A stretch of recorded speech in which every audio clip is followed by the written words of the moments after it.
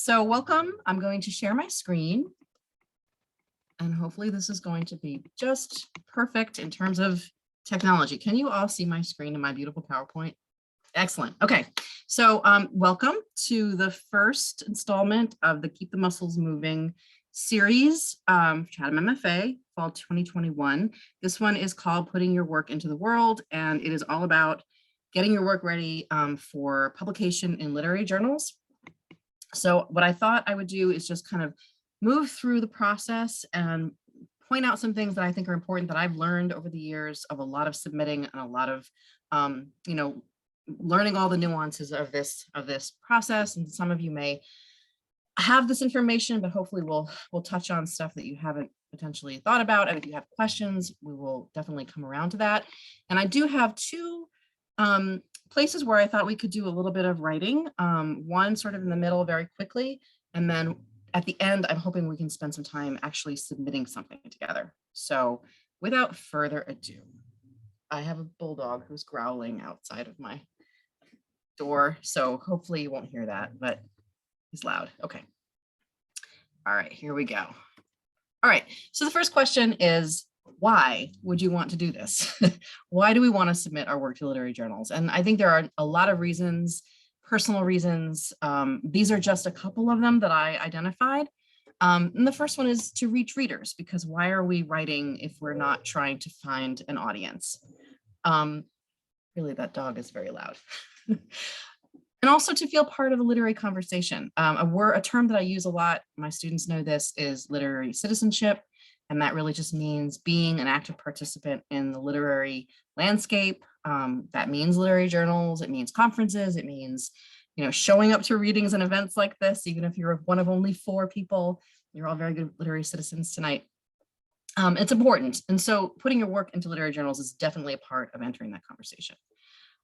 You're also doing this as a way to build a professional portfolio potentially. And related to that is as a way of making the steps towards publishing a book. And also, I'll pause here to elaborate a little bit. If you're a poet like I am, the way to do that, if you're thinking about a manuscript, is to try to publish as many individual poems from that manuscript as you can before you submit the manuscript for publication. This is just the way it works in the poetry world. It is not the way it works, I have learned, and please, learn from my mistake. It is not the way it works in the creative nonfiction world.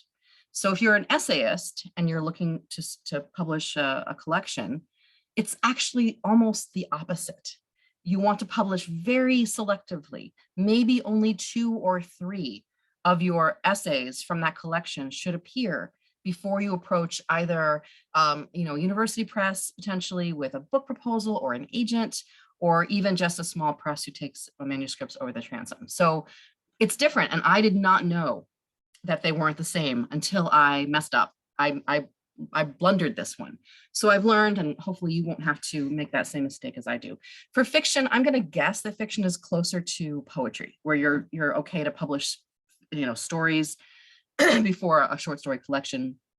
I don't know that for sure, so I will have to maybe ask some fiction writers what they think about that, and update you.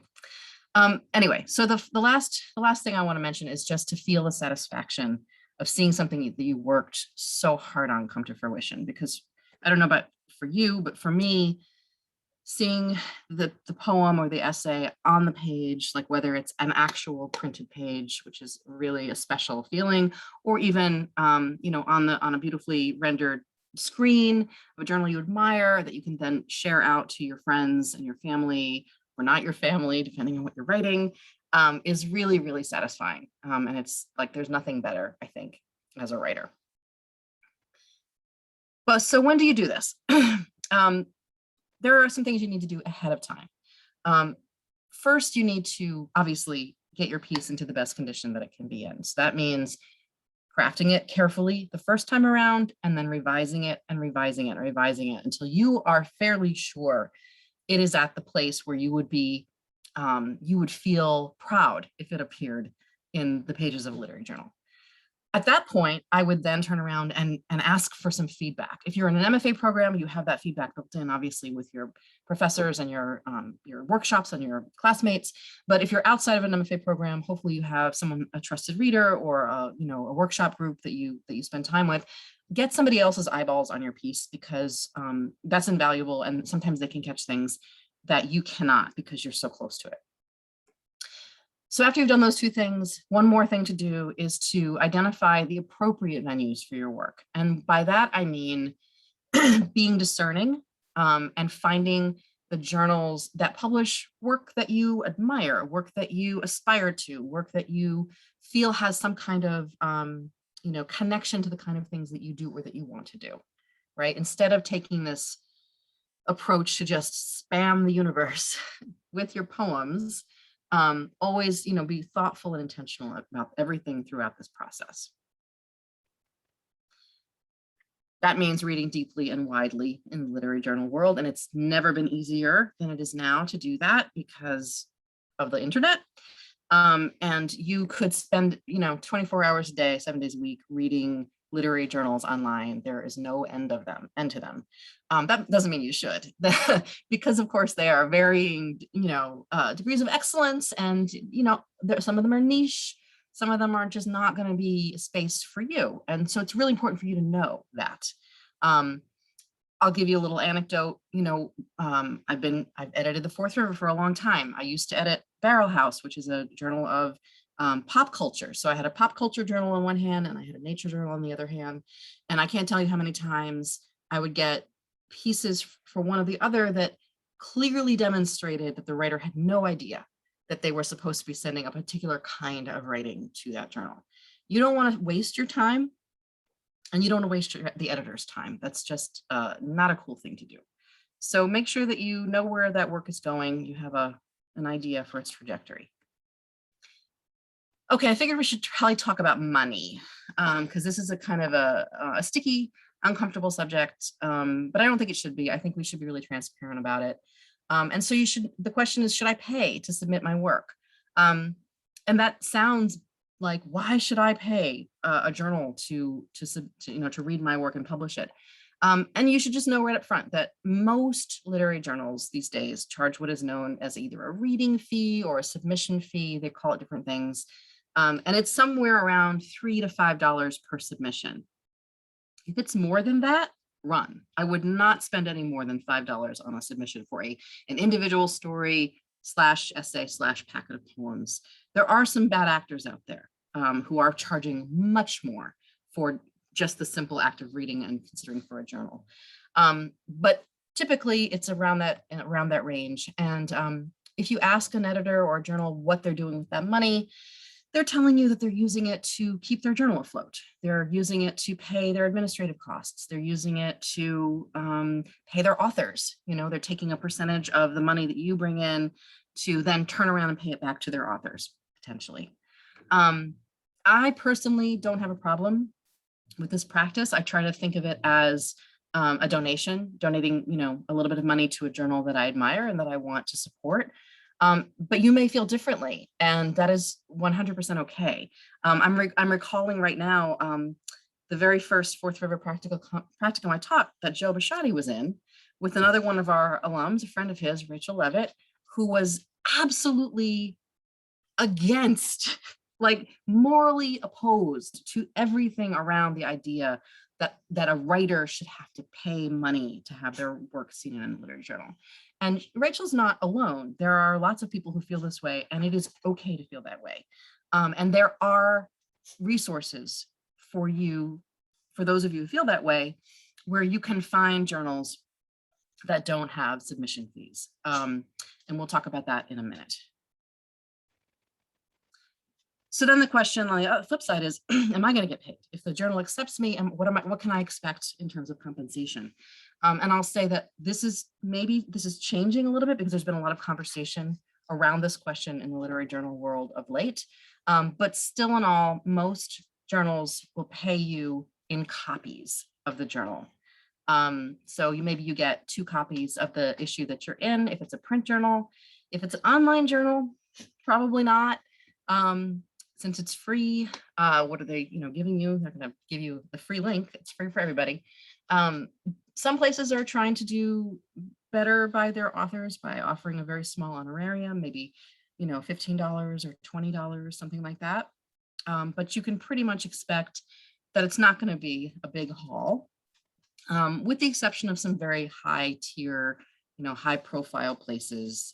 You're certainly going to get paid if you publish in the Sun, or if you publish in the Paris Review or the New Yorker, places like that. But that's not the space that I'm really talking about today.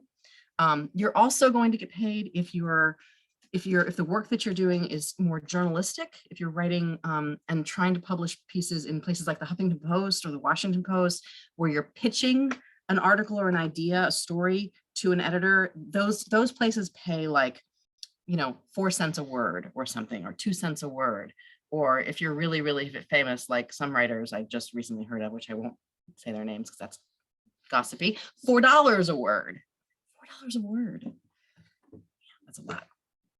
Anyway, that whole space is one that I'm not as familiar with. And so someone else will perhaps give a separate talk on that at another point.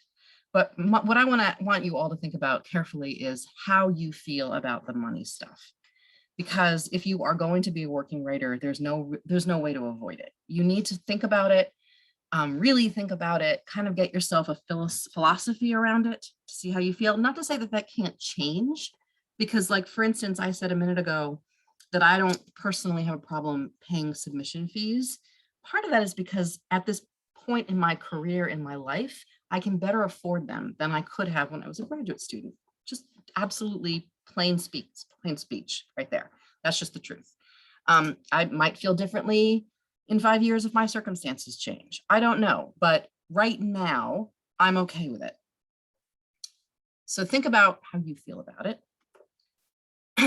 And once you do. Right. Also just, Yeah. What choice do we have? If you want to, you got to pay to play. There you go. You can have all sorts of feelings about it. And it can be kind of a racket, especially the contest aspect. Oh yes, the contest, and that's pricey.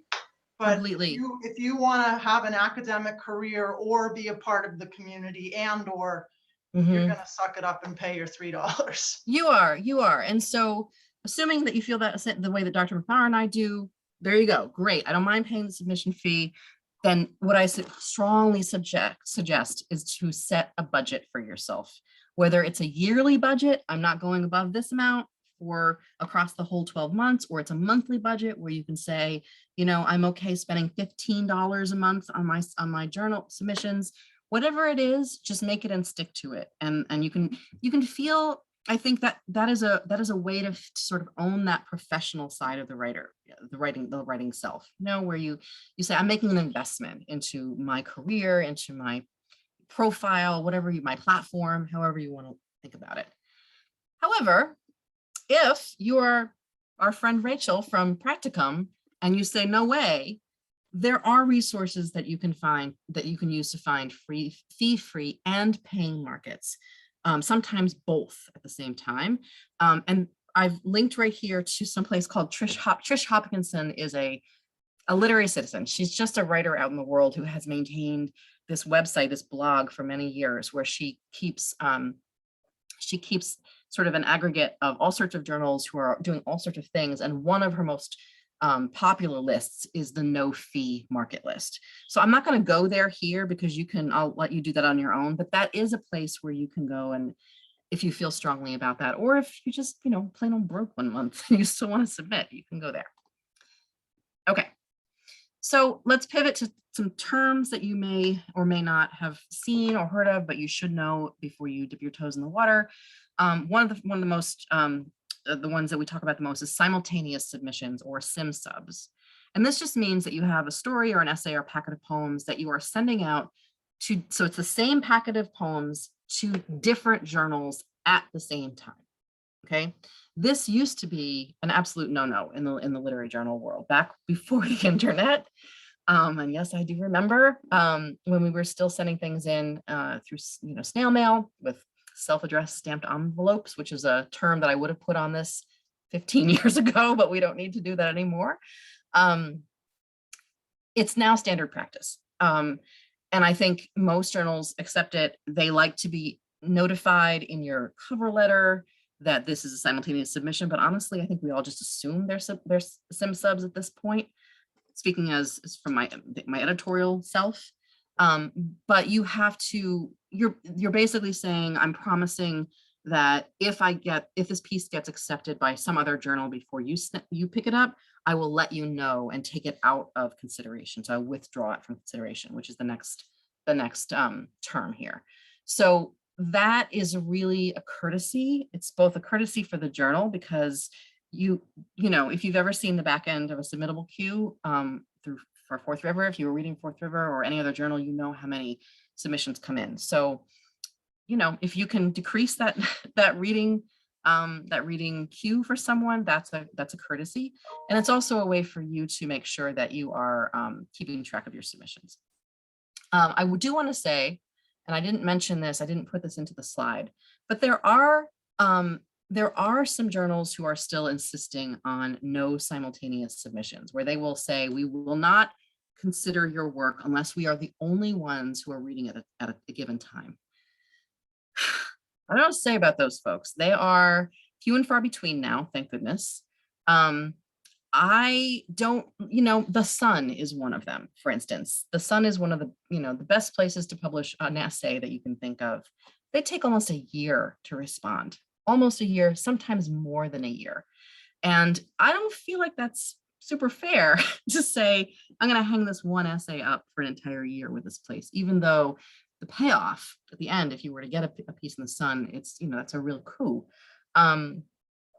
I personally I do not submit to no sim sub journals unless they have a record of turning around with an acceptance or a rejection, usually rejection, really quickly. And two places I can tell you that are reliably fast, and I mean super lightning fast, are Thrush Poetry Journal, which is a really lovely poetry journal run by a woman named Helen Vittoria. I think she just must only ever be reading submissions because she will get back to you in 2 days. No matter what, 2 days. The other place is Threepenny Review, which is an excellent journal for all, you know, across all genres. They also take a couple of days at most. So, you know, start there and then you get your rejection and you move right on. Okay. Some more terms. This is an important one, previously published. If you have a story that you write and put up on your personal blog, or if you have a blog or a website, or you put it on Facebook or social media of any kind, or it has appeared in a different journal, that is considered previously published, and most journals will not touch it after that. They do not want to be sort of, you know, rehashing work that's already been seen in the world. You have to read the guidelines closely because some of them consider social media previously published. Some of them will say, you know, if it's appeared on your website, as long as you take it down before you submit it to us, that's okay. So again, just read the guidelines. The place where this does not count is if you have published something in an undergraduate literary journal, like for instance, at Chatham, the Minor Bird, because that is a closed community. That is not taking submissions from outside of the Chatham undergraduate community. So that doesn't count.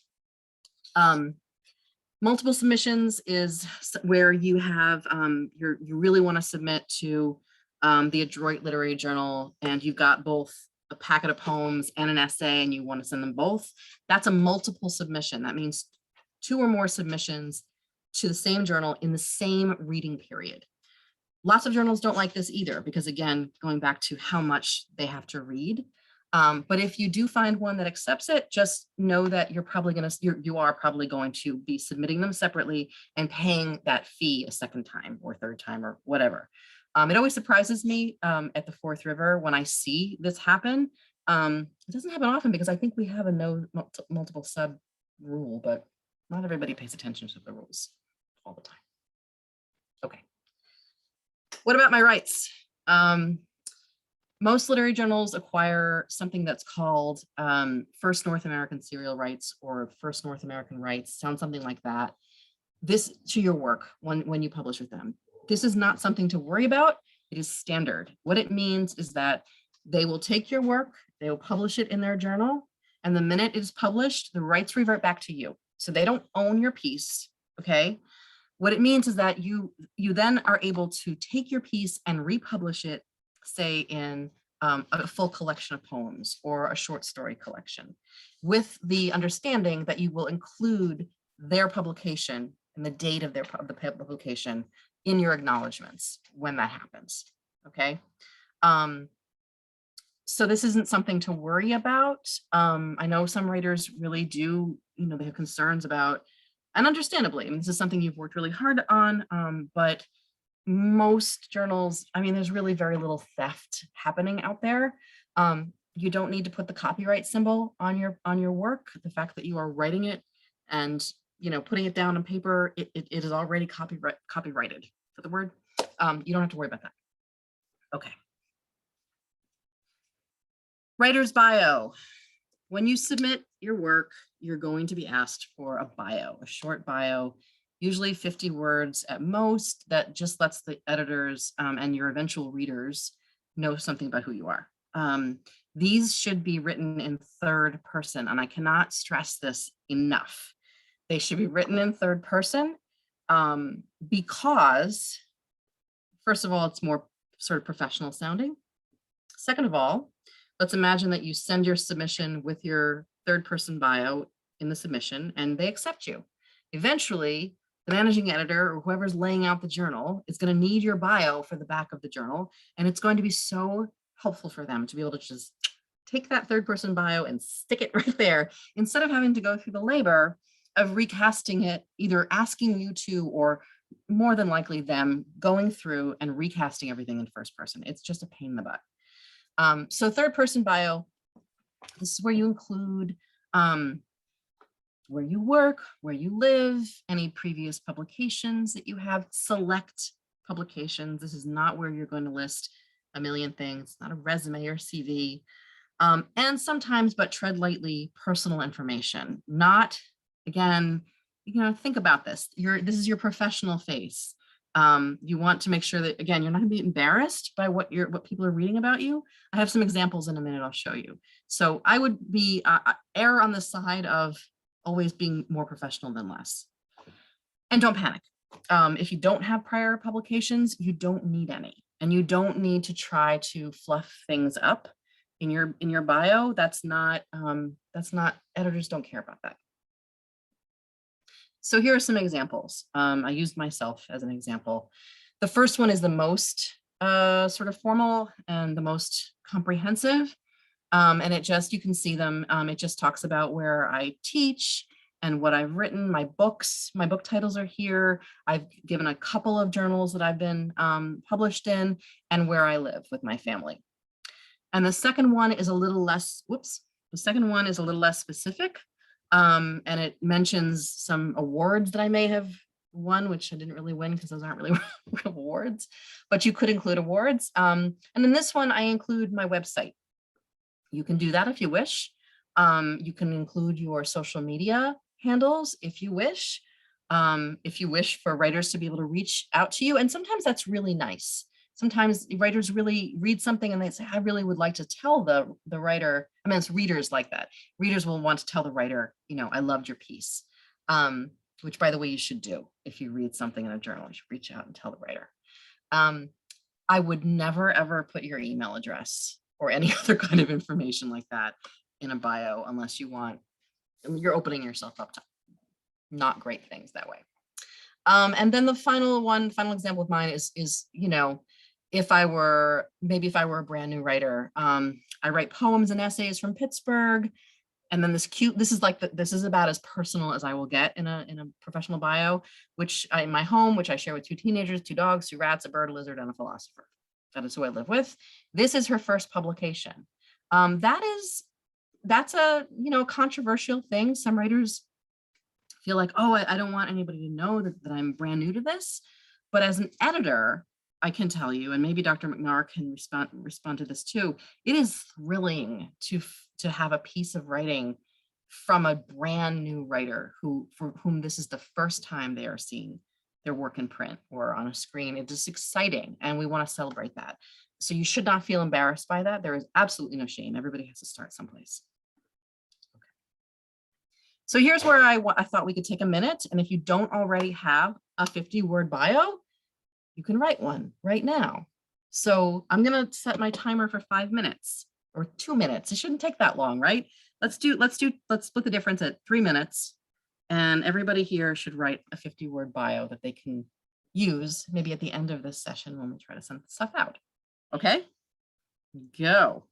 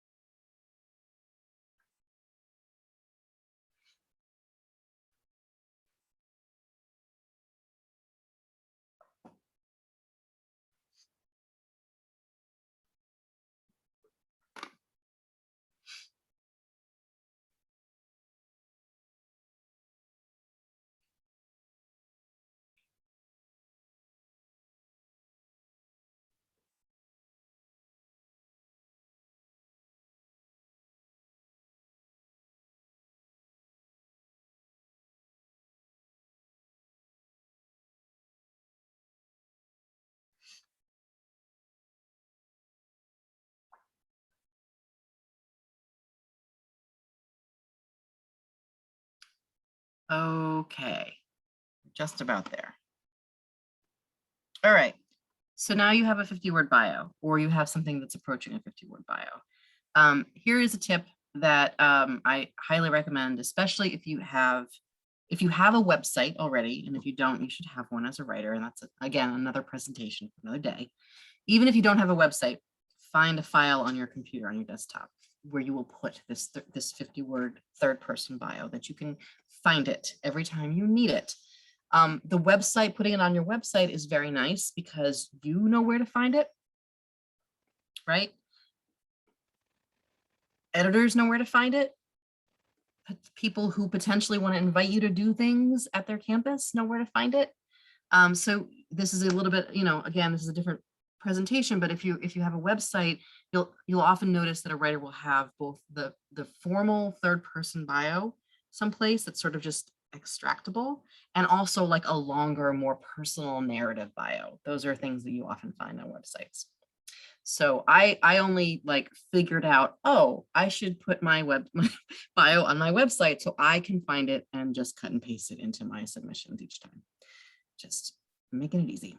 Okay. All right, so cover letters. These are formalities for the most part. Journals will ask for a cover letter or a statement of some kind to accompany your submission. The purpose of it is just to introduce your work to the editor who's going to read it. In the olden days, these used to be actual letters that you would send. It would be the top sheet of your submission. It would be in a business letter format.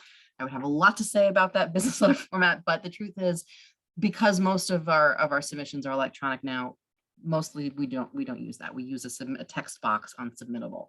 That doesn't mean that you can blow that off, that you shouldn't take it seriously. And I'll talk about how to do that.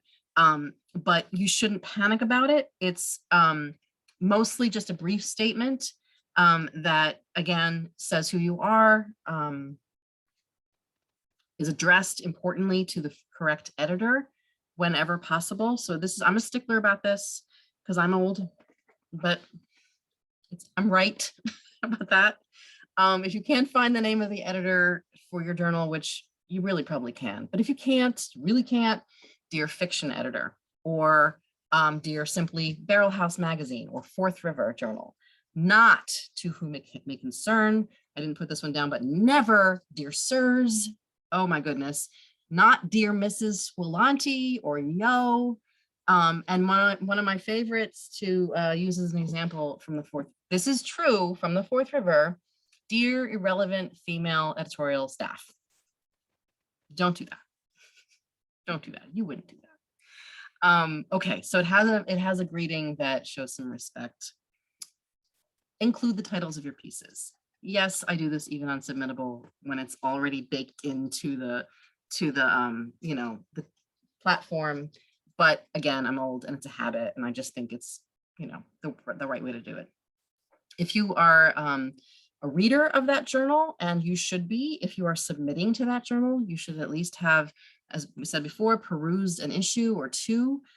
You can mention something about a piece potentially that they published or an issue that you especially admired, but only if you are sincere, only if you really did read Dr. McNar's, fabulous poem in the XY review. Don't try to BS the editor. They can absolutely see through it. It doesn't make you look any better. It's, if anything, it makes it seem like you're unprofessional, honestly. And again, just keep it simple and don't stress about it. It's mostly formality. As you get further into your career and you start going to conferences and meeting more editors, you may develop, a much more like collegial or even friendly relationship with some of them. And in that case, the language sort of follows along. But when you're starting out, I just think it's always best to put your most professional foot forward. Okay, this is really important. Hot tip, an important thing that I learned the hard way. So once you have figured out some journals that you would like to send your work to, and you've decided you're going to send this one packet to 3 different places: the Paris Review, the Fourth River, and the Bologna Sandwich Review. There is no such place, and I'm making fun of this place, but you get the idea. I think we could easily say like startup review or brand new review. Okay, wait, and ask yourself: are you going to be equally happy if your poem appeared in any of those places? Okay, so that means Paris Review, Fourth River, and Bologna Sandwich are the same in your mind, in your professional estimation, right? Make sure that you feel that way, because what's going to happen reliably is that the people at the Bologna Sandwich Review are going to get your essay or your poem and be so happy to get it and so happy to offer you publication fast. They're probably going to get back to you in like 3 days, right? So excited. And guess what you have to do then? You have to agree to publish with them. I feel really strongly about this, despite the fact that you will certainly feel, oh, but I'd kind of rather have it appear in the Paris Review. Well, yeah. However, part of being a good literary citizen is keeping your end of the bargain. And it's really lousy practice to pull something after a staff has gone through the work to read your work and consider it and discuss it. And maybe it's gone through different levels and it's gone to a genre editor, who knows what, and they accept it. And then you say, actually, I'm waiting for somebody better. Don't do that, folks, right? Don't do that. Plus, this is important too. It's a wonderful thing that whatever, the Bologna Sandwich, the Upstart Review, the Newbies, that anybody wants to champion and share your work is a beautiful, wondrous thing. And you should revel in it, and you should understand that it's real and it's rare, and it's bankable. What do I mean by bankable? I'll get that, tell you in a minute, but lesson learned. You can always go back and shoot for the Paris Review next time. So the adages, do you guys know this one? A bird in the hand is worth 2 in the bush. Nobody knows these adages anymore, right? I bet Dr. McNar knows. It means you've got something in your hand. Don't wait for 2 more of them that might be out there. You don't know for sure. The thing in your hand is bankable, right? It's a real tangible thing you go with. Also, don't be a jerk. Just comes down to that. Okay. It is not uncommon, I'm sorry to say, to wait up to 6 months to hear back on a submission. Some of that has to do with journals like ours at the Fourth River, which is connected to a graduate program, which is connected to a semester schedule. And that's just how long the process takes. So that's why we say it's smart to simultaneously submit.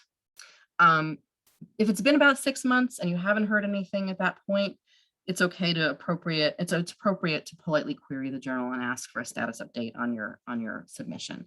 Okay. It's a waiting game. It takes a long time. Okay. Here's another pro tip. Chill out. Okay, chill out. The status category on Submittable, which I'm going to show you in a minute, is not the Oracle of Delphi. It does not mean what you think it means. And what I mean is, like, when you submit your work to Submittable, it will say received. And then at some point it will flip to in progress. And then at some point it will flip to withdrawn or rejected or accepted. And writers go bananas waiting for their work to go from received to in progress. It doesn't mean anything, right? It doesn't. And all I can tell you is to stop refreshing that page. Stop freaking out, stop checking it all together, forget it exists, and just keep writing the next thing. It is not going to do you any good to stare at that screen and wait and try to figure out, what does it mean? Let me call my friend who also has this submission there. Did hers also go to in progress right now? Just ignore it. Just let it go. Move on to the next thing. Okay, resources for where to find these journals. And I'm going to show you some of these. I'm going to tell you about other ones, and you probably know them. These are the sort of the big ones. Submittable and Duotrope is where I'm going to focus today. Submittable, I'll talk about it in a second. Poets and Writers and New Pages, I'll go there first. They are both really powerful databases that will give you listings of literary journals, small presses, calls for contests, writers conferences, sometimes like MFA programs or creative writing programs. Both of those are worth your time poking around in. You can use they have tools where you can like refine your searches and all of that. They're both very helpful. Social media feeds of your favorite journals or authors is another way to become aware of what's, who's open for submissions now, or even just journals you've never heard of. So if you're somebody who follows writers on Twitter, that's a place to look. Submittable and Duotrope, though, as I said, are the two that I want to really spend some time with today. So Submittable is the platform that most journals in this country use to collect work for their journal, just to consider for their journal, okay? And as a writer, you don't have to pay for an account at Submittable. That's the journal pays for that, even though you may be paying a submission fee. That's different. But you don't have to actually have to put any money up to have a Submittable account. So most of us know this because a lot of us have had this experience. Oh, here's Submittable and here's how my work gets through. But you might not know that Submittable has some other functions. So I'm going to click on this link and hope that it actually goes where it's supposed to go. And let me show you what that looks like.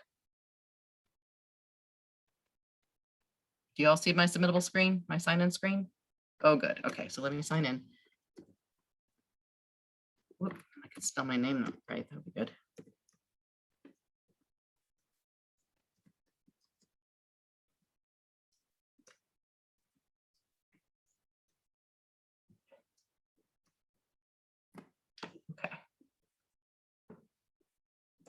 Okay, so this is what my Submittable, this is me as a writer, not me as an editor. This is Sheila. So this is everything that is that's actively out waiting for, a decision, all right? So you can see down here. To get into River Teeth. What's that? We're competing to get into River Teeth. I just submitted. Good. So you can see I've got some things that they're sitting here at received, even though they've been there since July, right? And I've got a lot of stuff that's in progress, right? So this is what that looks like. I'm just going to click here and show you that this is all the stuff that's been declined. How many pages down? It's 3 pages of rejections. We'll talk about rejections in a little while. Okay. What I wanted to show you though here is this function up here, discover.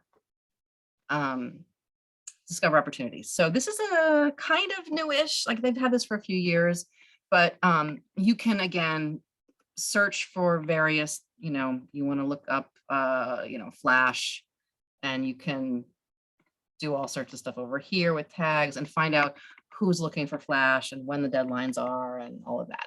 So it's a useful tool. So it's good to know that it's out there. All right, let's see if I can do this again. It worked. All right. Super important to be familiar with Submittable.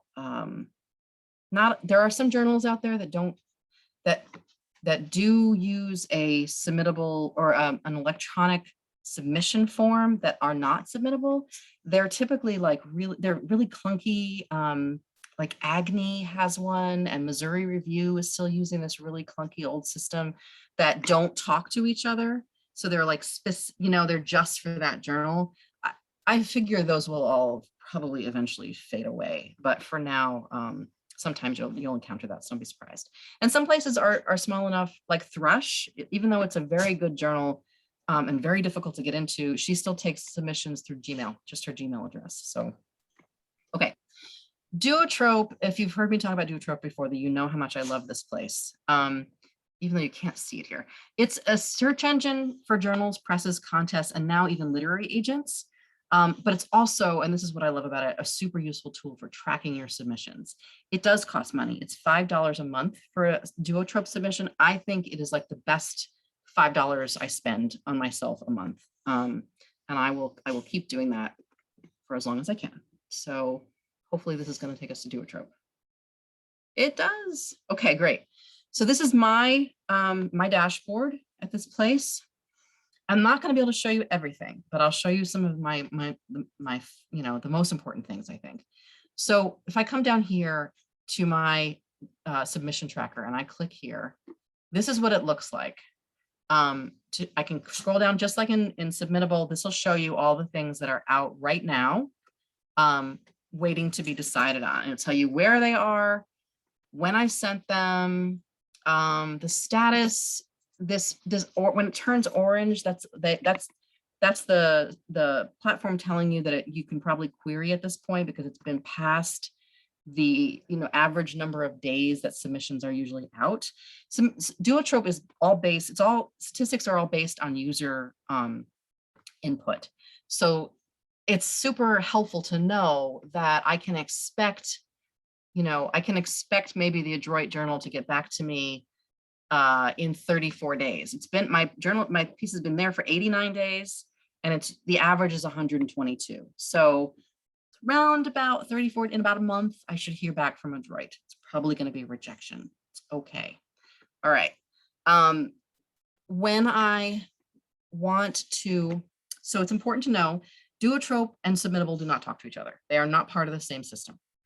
So I have submitted something through Submittable to a journal. Now I have to remember to come over here to Duotrope and enter that submission into my tracker. And so I'll show you how I do that. Let's see, this is going to be like pretend, but you add a submission report and it takes you to this field where you can put in, okay, here's Thrush. Why not? We'll just do Thrush.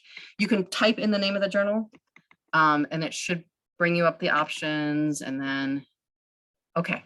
So then you get this field and there's Thrush, and it asks you what piece that you submitted to them. And because I've been using Duotrope since 2010, almost everything I've ever written is recorded in here. So I can just scroll through all of these things and figure out which one it was.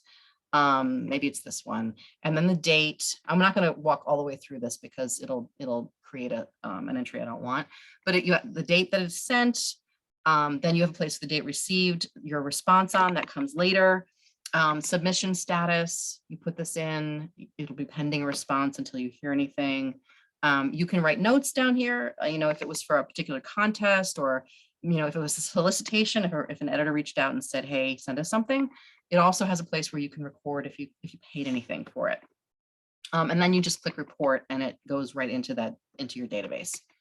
Super helpful for me. This is how I trust this more than Submittable, even though they both keep track of my work a little bit. This is the more comprehensive one for me. This is the space that I use. So that's how you use Duotrope. Here's the search for publishers, agents, right? I'll just show you quickly how that looks. If you're searching for publishers of poetry, you can do all of this. Look at how granular this all gets. So you put all your search terms in and you hit search and like a gigantic list comes out. And then you can look more carefully into each of those spaces. And every journal that is, or press that is listed in Duotrope has its own page that you can read all their statistics. And sometimes there's great interviews with the editors that'll tell you more about them. Okay, I'm rushing through Duotrope, but I want to show you this. Up here under reports, if you come down to publication response statistics, this is super useful. So there are all of these lists that they have been able to generate through user input. So if you are looking for the top 25 lists, the slowest to get back to you, the fastest, the most challenging, the most approachable for poetry, you can click this and here they are. And you can learn that it takes, let's see, The Atlantic, an average of 278.2 days to respond to their submission. So you know what you are getting into when you submit to The Atlantic.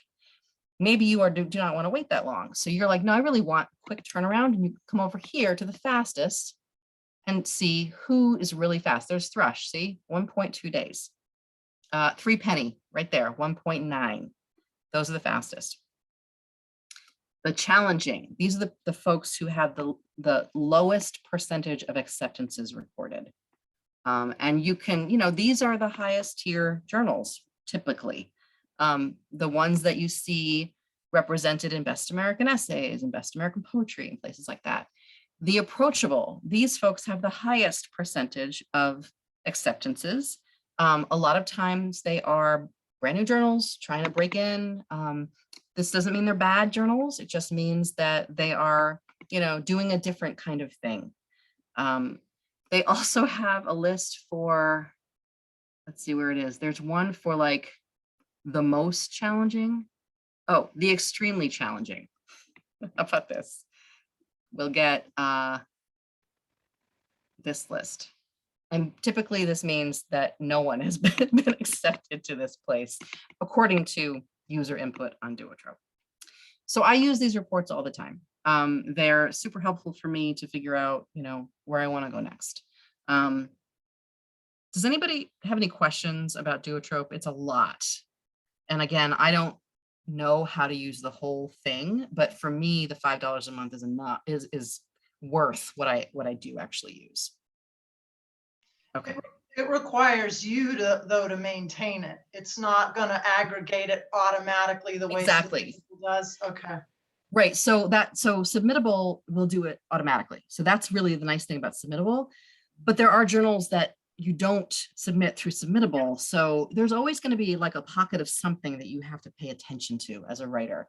And it doesn't matter how you do it, but you have to keep track of your submissions. So you can do, as I just said, Submittable does some of it, Duotrope does a lot of it, but you can also just have your own spreadsheet or Word page. It doesn't even matter what it is, as long as the system works for you and you can reliably say, I know I have this packet of poems out at these three places, this date, what the response is, however it makes sense for you, but you have to make sure that you don't lose track of these things, because if it happens at some point that you get, you get an acceptance and you forget to withdraw that piece from two other journals, it's possible that you'll end up with another acceptance. And now you've got two places that you have to figure that part out. And it's not comfortable. I mean, mostly people work it out and editors aren't, ogres or anything, but it's much better to stay organized and on top of it so that you don't end up in those kind of weird, icky,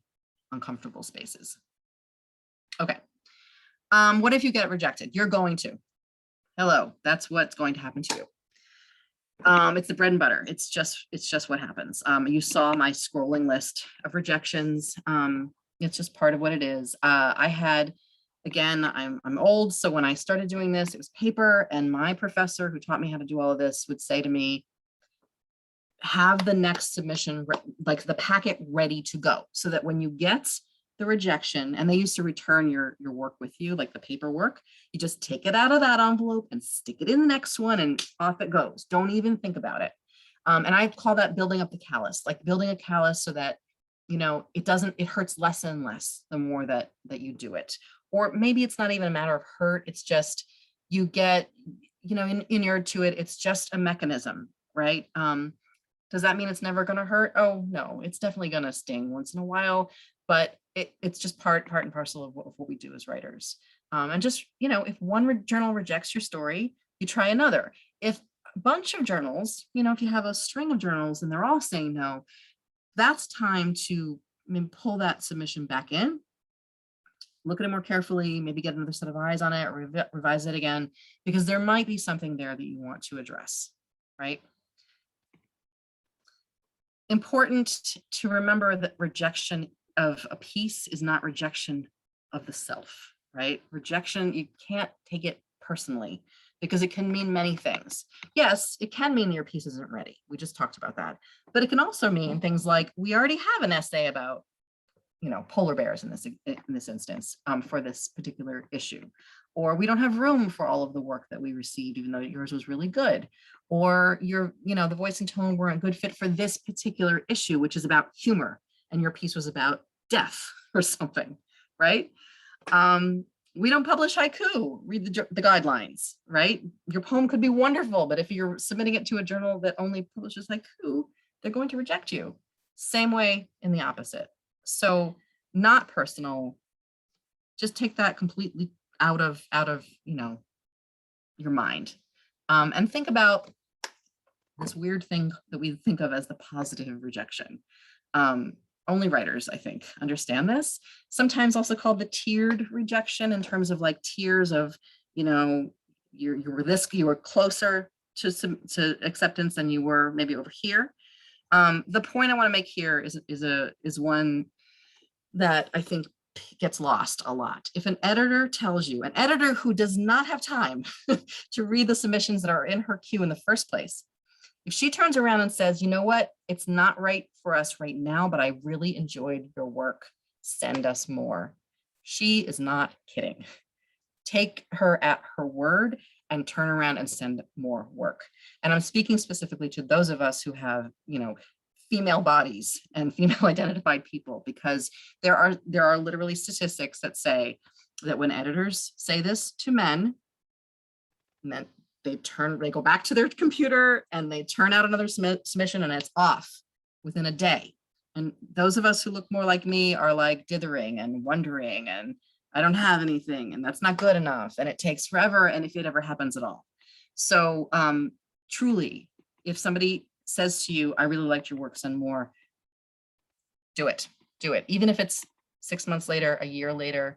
One thing that that Duotrope does is when you get a rejection, they'll ask you, is this a personal rejection or a template rejection? And if you click personal rejection, there's that notes field, and you can write in that notes field what the editor said. I've done this. And then even if you don't write a comment on it, when you go back and look at those journals that gave you a personal rejection, and you think, oh, I haven't followed up with them, I can go back and send them something now. Why not?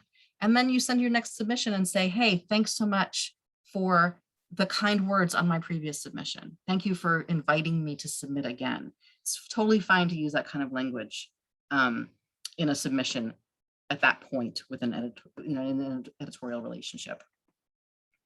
Okay. 100 rejections a year is something that lots of writers strive for, and it sounds awful. Why would you want to feel rejected 100 times? Because it means you're working. It means you're putting your work out there reliably. You're building that callus. You're getting in there and doing it and believing in your work enough to put it in the world. So I say, whether you're striving for 100 or 50, or you're just doing it consistently, you should love your rejections. You should celebrate them. I've told the story many times about my undergraduate professor who was, the college was asking they wanted to celebrate his, his august career as a poet with this wonderful, whatever it was going to be. And he said, no, I'll show you I'll give you what I want you to use as my sort of, to memorialize my career. And he brought them like 7 shoe boxes filled with paper rejection slips. He said, this is my legacy. And so they did a display in the library where this paper was just like falling from everywhere. And I always remember that. And I love it. It's a delightful story, and it makes me feel like I'm a human and he's a human, and awesome. Remember, it only takes one editor to say yes to a piece. This is not a race. After all of this, as I've just spent all this time telling you how to get your work published, I will now tell you, you don't have to publish until you're ready to. Okay, MFA programs, not ours, I don't think so much, but sometimes writing communities can breed a lot of competition, and sometimes it can be a kind of competitive feeling where it gets a little bit ugly, and you feel like, oh, I have to put myself there because this other person is doing that. You don't have to do that, right? You don't have to publish until you're ready. But on the other hand, don't hang on to something for too long because you're afraid it's not perfect. It's not perfect. There's no such thing as a perfect piece. There's always going to be something that you can see in your writing that you would do differently or revise, again, if you had the chance. The perfect is the enemy of the good is something that I think my husband says. I don't know, I hear it a lot. Send it out, try it out, see what happens. And take heart, because we're all in this together, said Dr. Heather McNair in my office earlier this afternoon. So thank you, Dr. McNair, this weird heart graphic. But we are all in this together. And what I mean by that, and maybe Dr. McNair can say what she means about it, but I mean that I am a writer getting rejected just like you are. Or I'm a writer getting accepted and published just like you are. We're all always in this together. Is that basically it, Heather? Is that what you were thinking? Yeah, and I mean, you'll find kind of your peer group and your tribe. And I feel like, I hope this isn't presumptuous, Sheila, but I mean, you're it. You're like, we're similar like demographic and age, but also at like similar kind of points in our career as far as publishing. We have done a good deal of griping over like the total racket of the contest circuit and how long all of this takes, and how sometimes the journal that publishes you promises you a publication like falls off the frickin' radar, and especially with COVID, you just have to be patient with all that stuff. You have to, absolutely, for sure. And you have to be, I don't know, plastic about it, right? There are journals that have disappeared from literally, like they don't exist anymore online, and that's the only place my poem was, and now it's gone.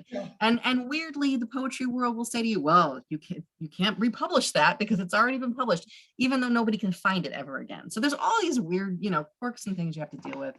But yes, the tribe, find your tribe.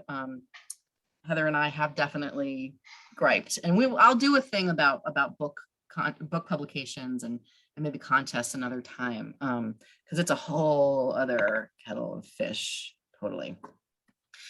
Okay, so now we've polished the work, done the research, figured out you're not a jerk, we're ready to go. So what I thought I would do is demonstrate to you all an actual submission of my own, and then invite you, we will spend whatever time we have left, we want to spend together doing the same. So hopefully this is going to work again. Going back to duotrope. Okay, this is taking us right to Crazy Horse, which is a journal that how I found this afternoon is that I went back and looked at all of the journals that I have submitted to that gave me a personal rejection. And Crazy Horse was one of them for poems. And I thought, oh, okay, this is perfect. So I am going to submit some poems to Crazy Horse. And this is what I meant before when I said you can find all this information about the journal itself on their page. You can see, you know, what if they pay, if they don't, their submission statistics. Like down here, I can find out that they accept 0.82% of their submissions. They typically take about 160 days to get back.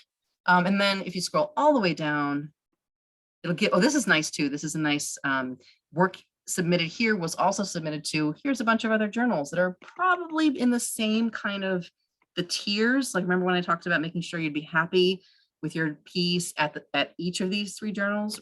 Probably these folks are all going to be in the same tier. You know, still want to do your research, but probably.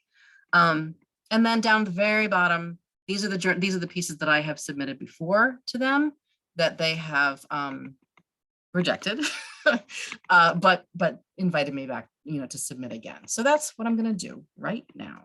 And I'm going to come over here to there's the link to their website. Now we're on their website. You can all see this, right? We're back at Crazy Horse now. Okay. I'm going to go over here to submit.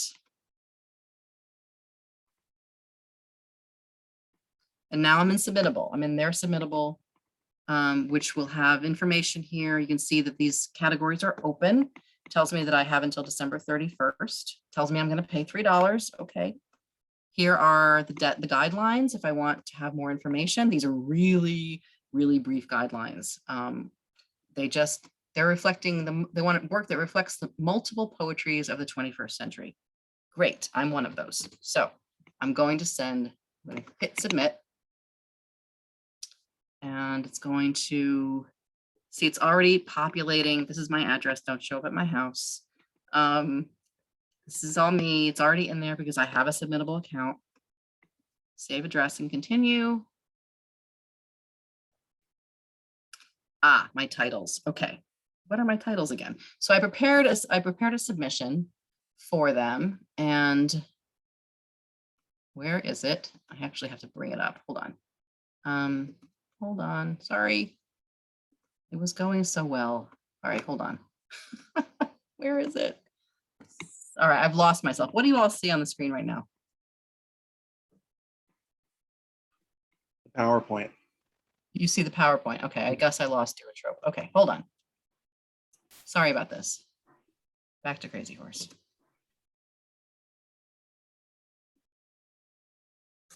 Submit. Really thought this was going to be so smooth. All right. Back here.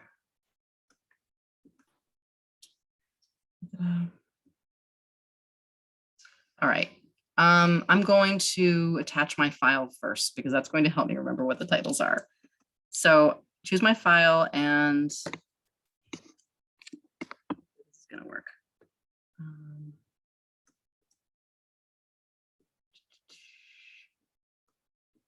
Hold on. There's so many things open on my screen.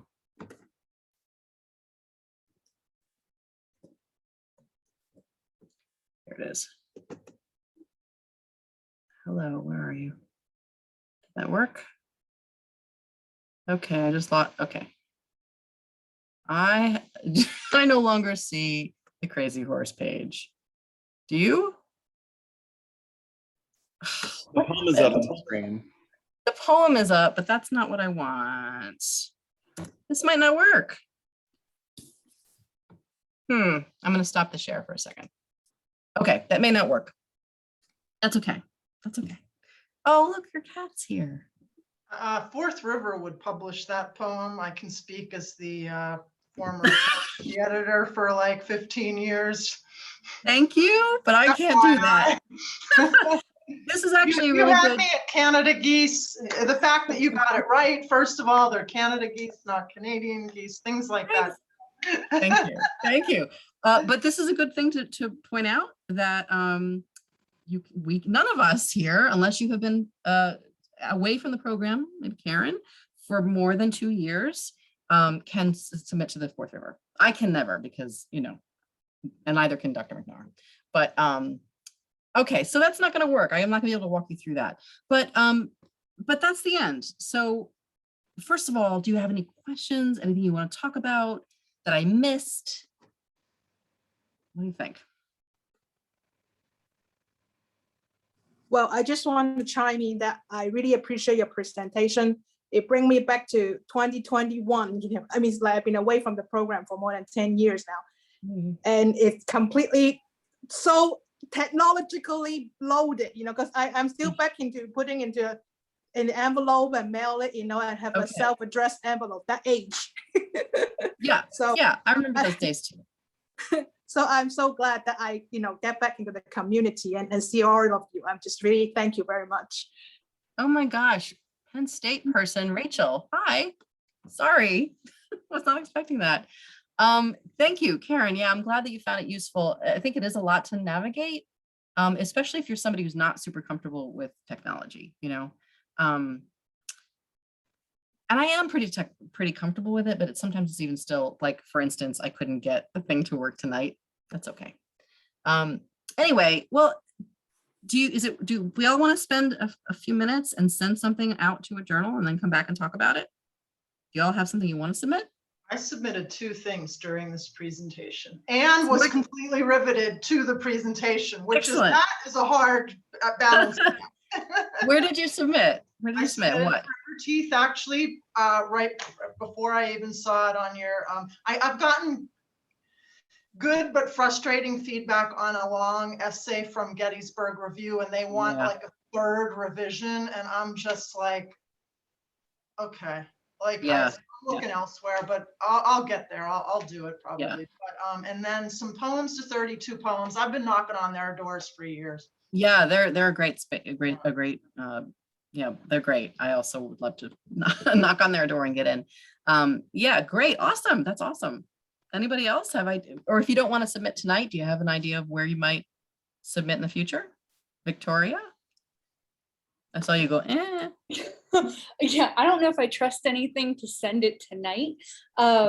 Trust myself enough to send anything tonight. There, that's all right. Yeah, I really want to look up Thrush and the 3 Penny Review. Those seemed like really neat publications. So I'm excited to do some research. Great, awesome. Yeah, Thrush is really nice. The website might give you pause because it's a little bit old-fashioned looking for websites. But it's simple, and she reliably publishes really beautiful work. So it's worth looking at. She also has a broadside series, which is nice. I can have a technical question. You might have mentioned this, Sheila, but with Duotrope, how often are the reports that you showed updated? Like, is it pretty current with just reviews? It's current because anytime a user interacts with that interface, that's how the data is generated. Yeah. Okay, cool. So the more data you can put in to Duotrope, the better it is to use, is basically how that works. Interesting. Yeah, they used to be a free service for a long time, and then they started charging $5 a month, and there was a big uproar in the writing world, which I understand because we're getting nickel and dimed everywhere. But for me, as I said, it's worthwhile investment for me personally. How do you feel about the money thing? I am curious about this because it's a thing that we don't talk about a lot.